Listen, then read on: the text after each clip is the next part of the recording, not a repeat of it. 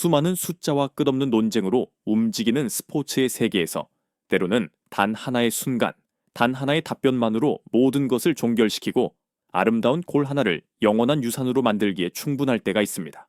그리고 그날 밤 지구상 가장 거대한 해설 프로그램 중 하나의 화려한 무대 위에서 손흥민의 프리킥에 대한 이야기는 가장 완벽한 마침표를 찍게 되었습니다. 무대는 바로 기대감으로 가득 찬 TNT 스포츠의 호화로운 스튜디오였습니다. 그날 저녁의 특별 게스트, 축구뿐만 아니라 대중문화의 세계적인 아이콘인 데이비드 베컴이 신사적이고 침착한 모습으로 그 자리에 앉아 있었습니다. 그날 미국에서 가장 뜨거운 스포츠 이슈는 다름 아닌 손흥민의 MLS 데뷔골과 한 천재의 순간 앞에 자신들의 팀이 완벽히 무력했다고 토로해야만 했던 FC 댈러스 감독의 충격적인 고백이었습니다.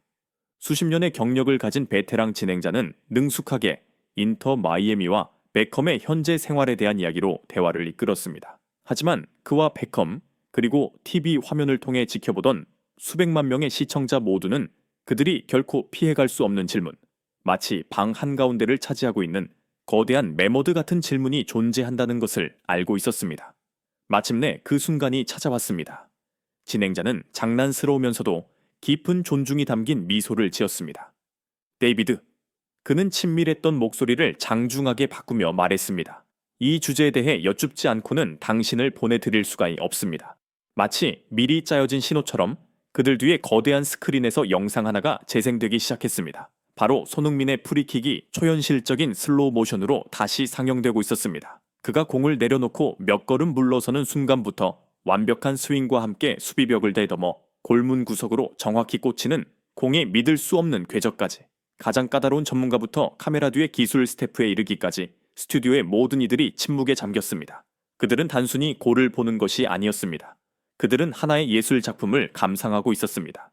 진행자는 화면 속의 공이 골망에 완전히 안착할 때까지 기다렸다가 경외심이 가득한 목소리로 입을 열었습니다. 데이비드, 아마 이 행성에서 당신보다 프리킥의 예술을 더 잘 이해하는 사람은 없을 겁니다.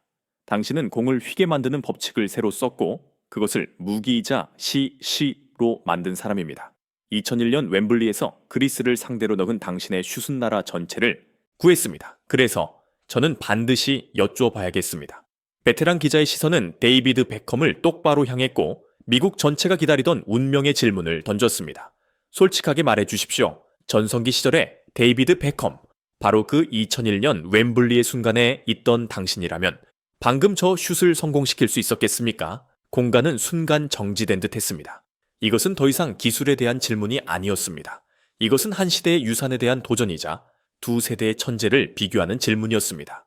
데이비드 베컴은 즉시 대답하지 않았습니다. 그는 서둘러 전문가적인 분석을 내놓지 않았습니다.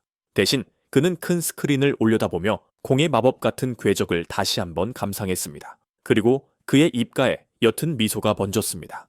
그것은 알 수 없는 미소였지만 자세히 들여다보면 그 안에는 숨길 수 없는 찬사와 거의 순수한 경이로움이 담겨 있었습니다.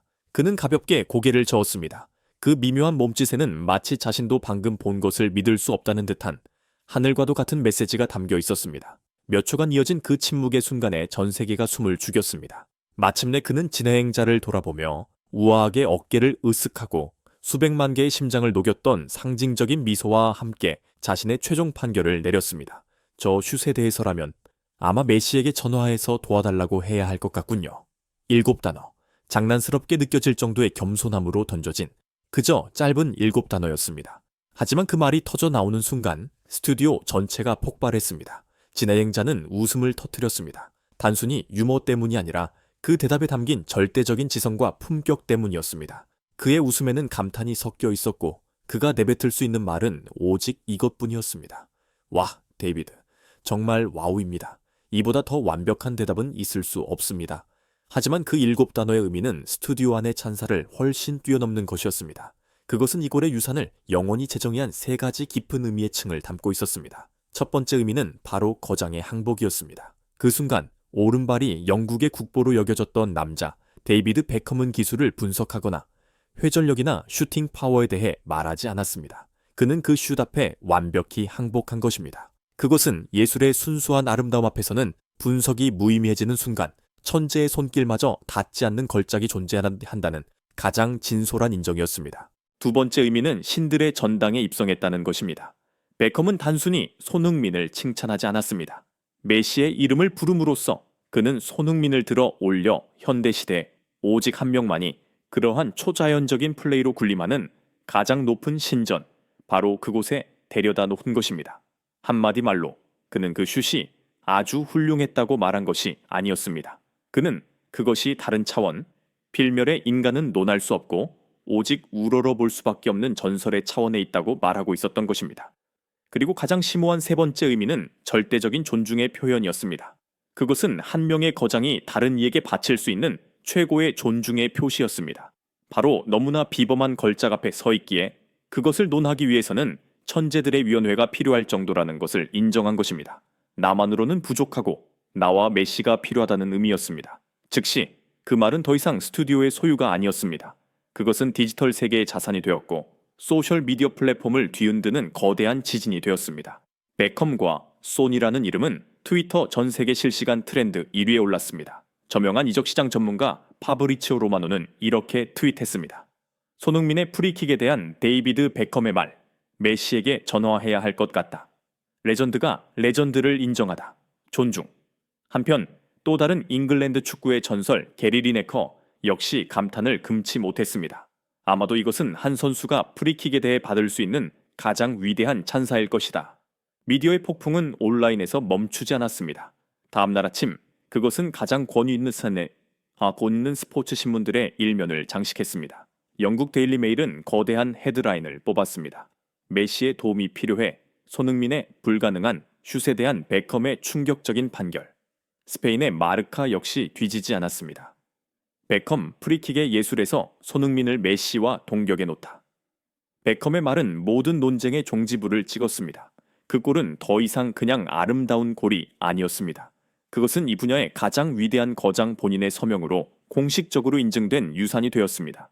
인터뷰는 찬사 속에서 마무리되었습니다. 진행자는 베컴의 솔직함, 지성, 그리고 겸손함에 감사를 표하며 그의 대답이 앞으로 수년간 팬들의 기억에 남을 것이라고 말했습니다. 스튜디오의 조명이 서서히 꺼져갈 때 그 골에 대한 이야기는 마침내 마지막 장을 찾았습니다. 첫째, 경기장의 적수는 무력함을 인정했습니다. 그리고 다음으로 역사의 거장은 경이로움을 표했습니다. 손흥민의 미국에서의 첫 골에 대한 이야기는 더 이상 골망을 흔든 공에 대한 것이 아니었습니다. 그것은 스포츠 세계의 위대함과 겸손함에 대한 우화가 되었고 진정한 전설들이 어떻게 비범한 순간을 알아보고 존중하는지에 대한 이야기가 되었습니다. 데이비드 베컴은 회전, 슈팅 파워 혹은 각도에 대해 분석할 필요가 없었습니다. 그의 7단어는 수만 마디의 기술적인 분석보다 더 강력한 이야기를 들려주었습니다. 그것은 손흥민이라는 이름을 단순히 스코어보드가 아닌 축구의 불멸의 전설, 바로 그 페이지에 새겨 넣은 이야기였습니다.